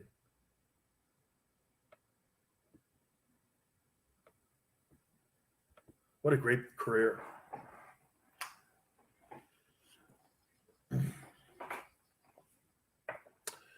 Dan Sileo, USA Radio Network. Appreciate everybody coming aboard. My guy Trevor just sent me a storyline because we were talking potentially that the Saints and Packers game may be moved. I was thinking maybe they would move it to Lambeau. But according to reports here, it looks like AT&T Stadium could be the option to host the New Orleans season opener on September 12th against the Packers. Fort Worth Star-Telegram is reporting that could be an option to put that there at AT&T. Oh, Jera. Well, you could use my stadium. Oh, sure. Why not? Who gets the proceeds for that? Jerry's such a gangster when it comes to being a great businessman. He really is. I admire that guy, man, a lot. He's been such a great owner for the NFL. Guy has grown the brand of the Cowboys and the league. Like I said to you, he bought the team for $150 million in '89. Now the team's worth $6 billion. Wow. What a marketing genius. I mean it, man. The Cowboys, I mean, look, after that Jimmy Johnson run, the last 25 years, they haven't done anything. Got like 2 postseason wins or 3 or whatever it is. It's crazy. And yet that brand continues to grow. Stadium is off the charts. Their practice facility is second to none. Yeah. All right. The other day, we don't do enough baseball because, I don't know, the storylines. Oh, I want to throw this at you too. So Shohei Ohtani setting more records. You ready for this? He is now the 3rd American League player to be a 40 home run, 20 stolen base guy.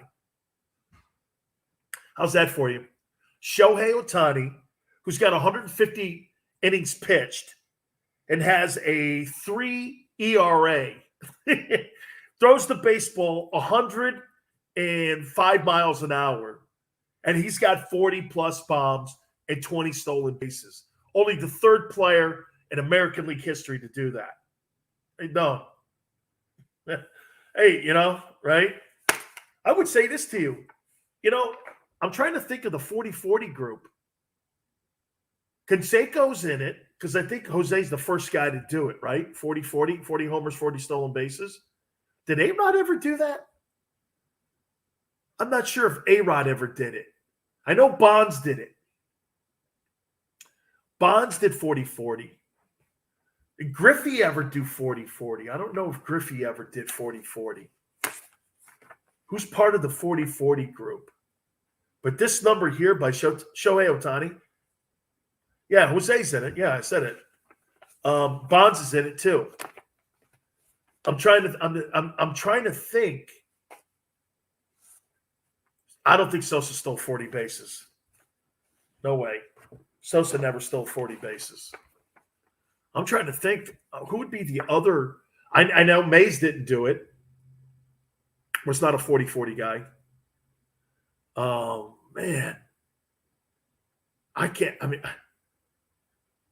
yeah, give me the list. I'd love to hear it.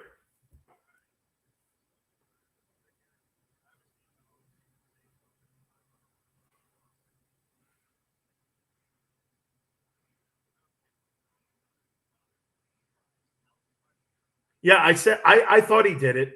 Okay. Wow, Alfonso Soriano. So there's only 3 guys that have done 40-40?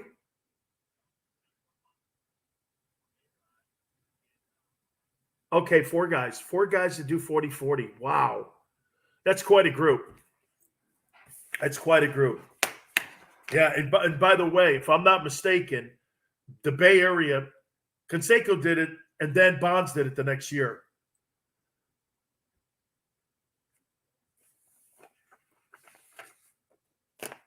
Okay. Those.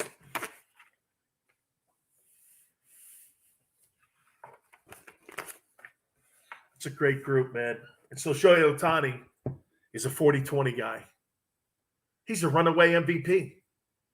I don't know how you not think that. I mean, but get this. His baseball team going into tonight is 63 and 67. Wow. Man. You got a player like that on your team and you can't do anything with him. Then again, you got Mike Trout on the team too. How is that team that bad? All right.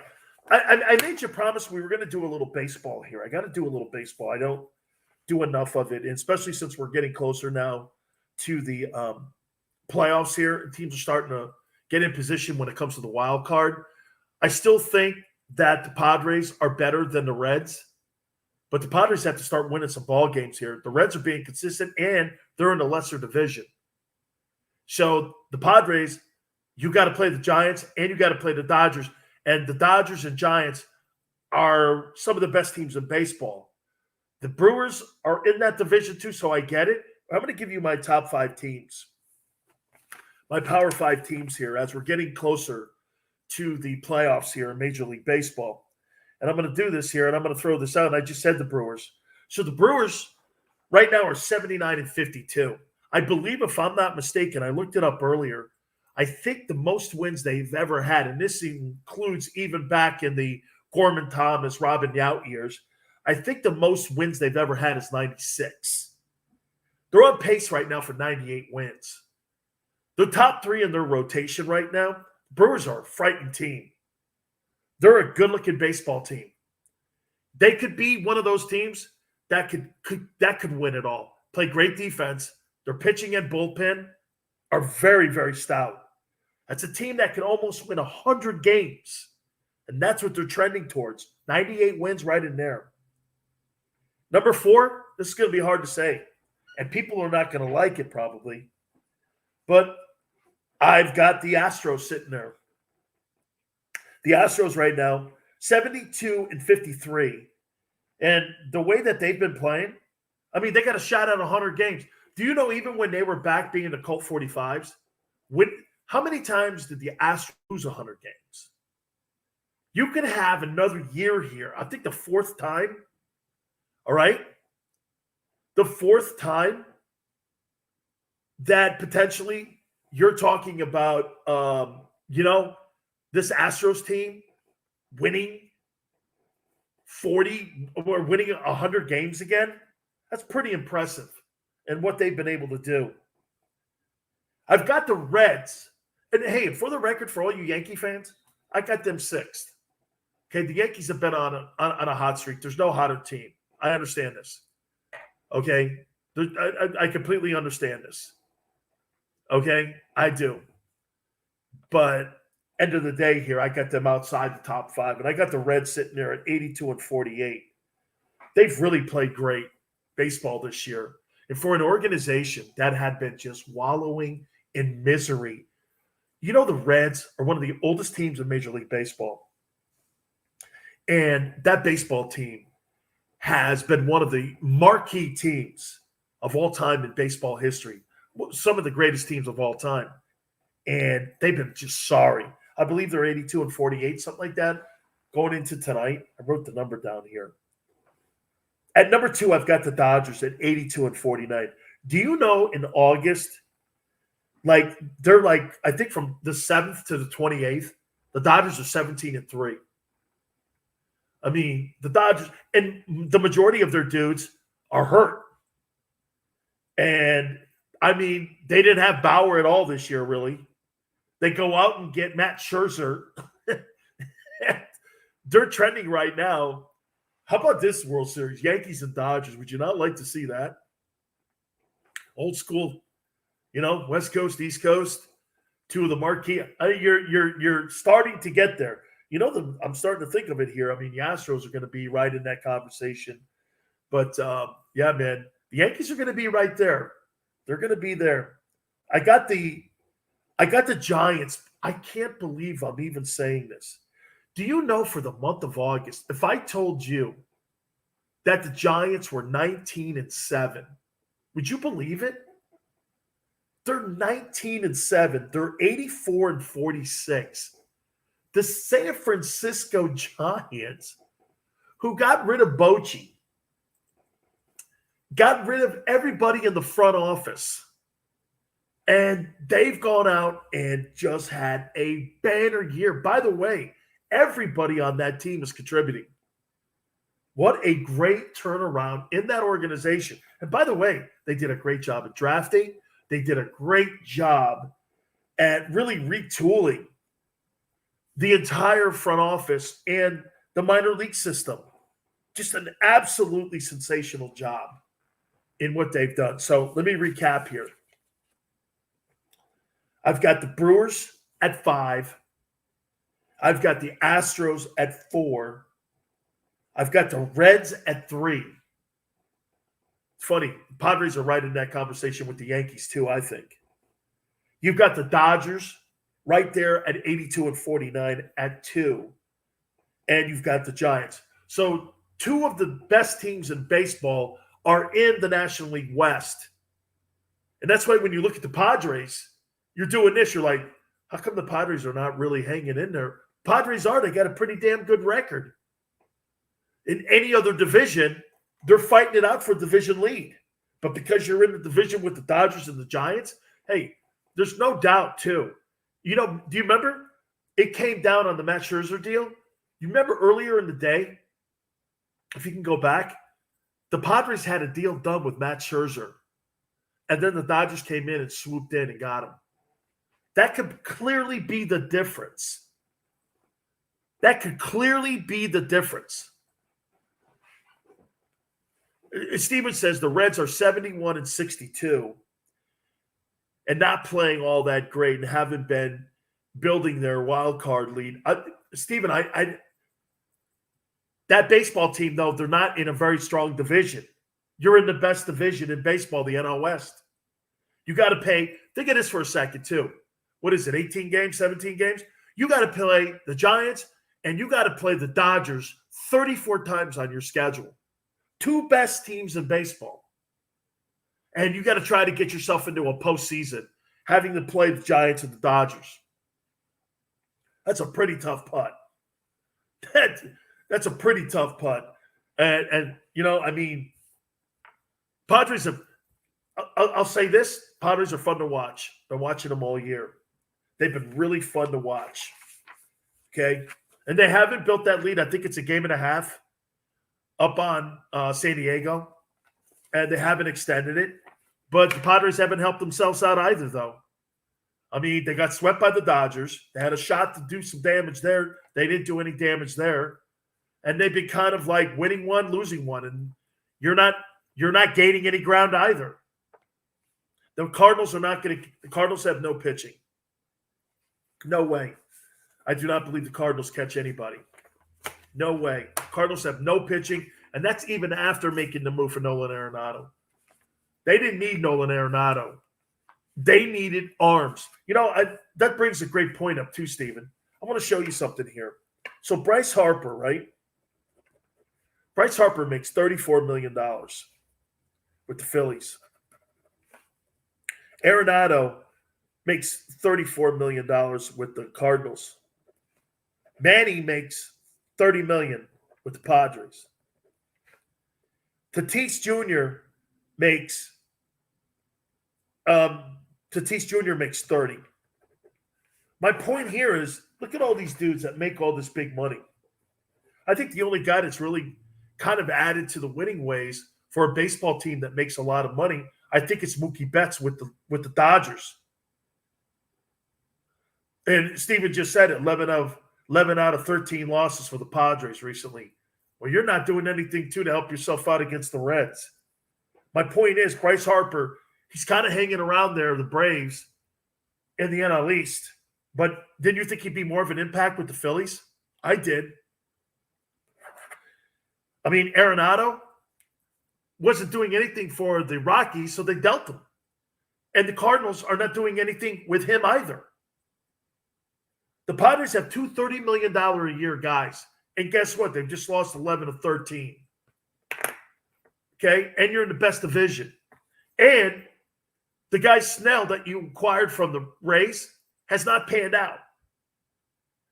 I'm not throwing any shade on the Padres. I'm not throwing any shade because actually I like my ownership.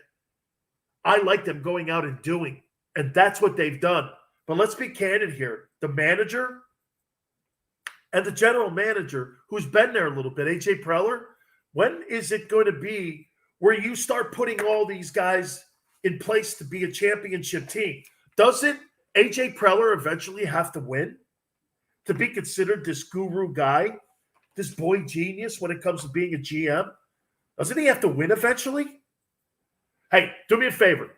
Check out my great website, podcasterwarehouse.com. Headphones, earbuds, microphones, anything you're looking for. Cords, all kinds of things. You need a brick, you need a Comrex, they have it for you there.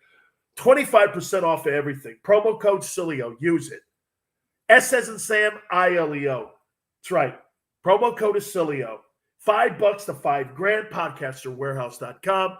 That's podcasterwarehouse.com. Some great battles going on in the NFL this week when it comes to figuring out who your starting quarterback is going to be. I've got some insight. We'll tell you next. You keep it here on the Sileo Show.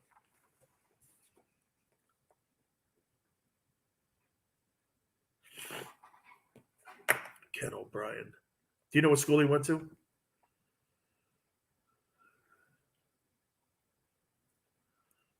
I think, if I'm not mistaken, I think Ken O'Brien went to UC Davis.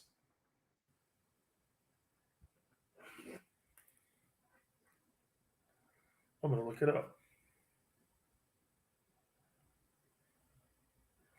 What school did Ken O'Brien go to school at?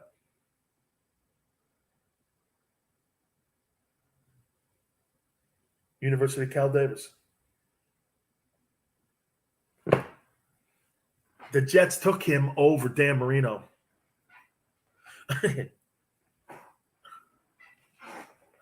Actually, you want to hear something fucked up, guys? Listen to this, Chris. Ken O'Brien had a winning record versus Marino. He was 9-8 versus him. No kidding.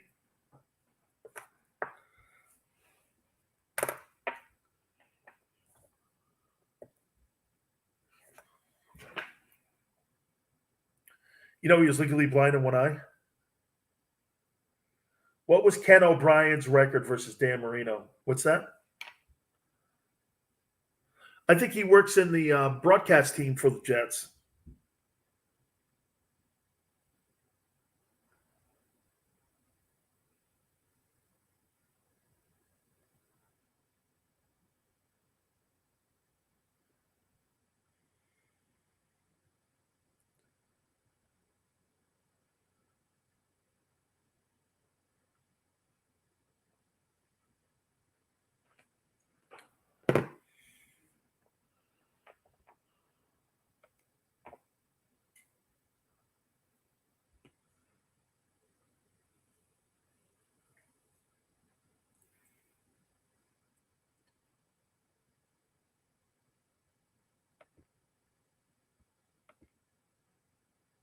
You know what Chuck is now? I think he's an offensive coordinator somewhere. Where is Chuck Long? Here's a summary from ESPN. The former All-American quarterback at the University of Iowa is now in his first season as the Sooners quarterbacks coach and passing game coordinator. Yep.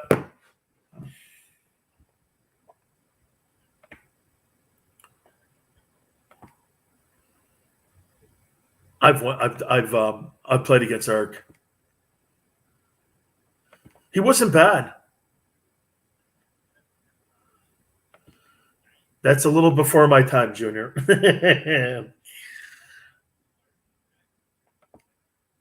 I was. Darryl Rogers, he would know. Fonts was the coach of the Lions.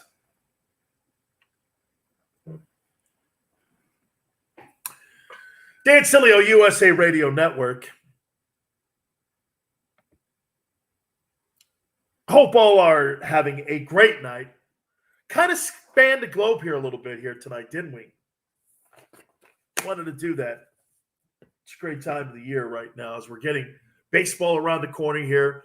Football, I saw it last week. By the way, Corso was so good last week. Lee Corso for game day. He was just great. And everybody was on set. And I liked it. And he was great. And to see game day, that's when I know football season is here. I think they do the best job of any pregame show there is in football. And I mean the pros even. Game day, ESPN, the human storylines that they have. Last year they got a little bit too racy for me. But this year they've calmed it down a little bit because they know the fans want to just get to ball games. And they want to go to these stadiums and seeing packed houses. By the way, watching all of those places packed, like, the stadium in Lincoln Memorial, that was great seeing all that. So really, this week ought to be, again, just another UCLA hammering Hawaii. That was really great. I think actually Chip Kelly's got a pretty good team. I do think he's going to get his doorknobs knocked off by LSU this weekend. But hey, I mean, Chip Kelly, he's got to start winning a little bit here, in my opinion, if that dude's going to do anything here. Steve McClart just asked me a question here. Why didn't Phil's son, Chris Sims, succeed in the league? It's a good question. I covered Chris, and I'm friends with Chris. Chris has been on my stream show, my football show, and he's a heck of a guy. And he now works for NBC. Guy played with a ruptured spleen and threw for 387 yards in the game. John Gruden loved him. I just think he held on to the ball too much. And, he had the skills. But all of a sudden, he started getting beat up. And he started getting hammered a lot, And I think eventually all the injuries, I think, started playing and taking its toll on him. He's a good football player. I thought he was a good football player at Texas. I really did. I thought he was a good player at Texas. And he does all of his stuff when it comes to evaluating quarterbacks. We're kind of teasing going into this segment here. There's a lot of quarterback battles going on. What do you think Bill Belichick's going to do in New England? You know what's crazy? I kind of started my show out on this. People actually think that Bill Belichick is going to do this. Well, Cam didn't do the proper protocols for COVID-19.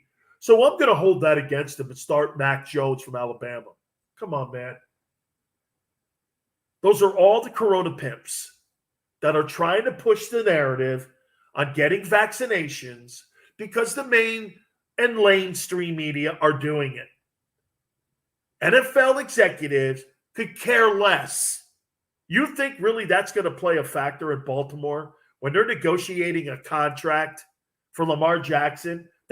Watch this. Here's a guy that's failed 2 vaccination tests. Here's a guy that's not vaccinated at all. You think they're not going to give him a new contract and make him the highest paid player in the league? Are you stupid? You're going to make him the highest. You think they're really going to penalize Lamar Jackson because he failed 2 coronavirus tests? Are you crazy? Who says that? Who makes that up? Media. The NFL cares about one thing. Can you play? Are you good? Can you help me win? Belichick doesn't give a rat's ass about that stuff. Now, he wants you to be able to be available. And I'm not suggesting that he doesn't want you not doing all the protocols when it comes to coronavirus, but they're not going to hold that against anybody when it comes to evaluating whether or not you're going to make a team or not. Well, he didn't stop vaccinated, so that's made up stuff. It's completely made up. I think they start Cam. All that being said, I think they start Cam. San Francisco's going to be interesting. But you want to hear something about Trey Lance, the guy they traded for, number 3? In the last 25 months, he's had 1 significant start. 1. Are you going to start a guy that's had 1 start in 25 months? Played 1 game last year. And you're going to start him over a guy who's 25-8, who's healthy, Jimmy Garoppolo. Come on, man. Have some common sense about yourself. Yeah, that's what Steven says, the political correctness. Are you crazy? Nobody, I'm going to be careful because I'm not going to say nobody cares. They do care. But we're not going to hold up a contract because he's not been vaccinated. We'll reset and keep everything here on the Dan Sileo Show.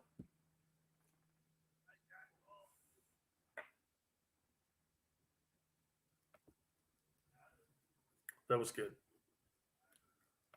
Ugh. I'll talk to you. I got you, brother. I'll talk to you later.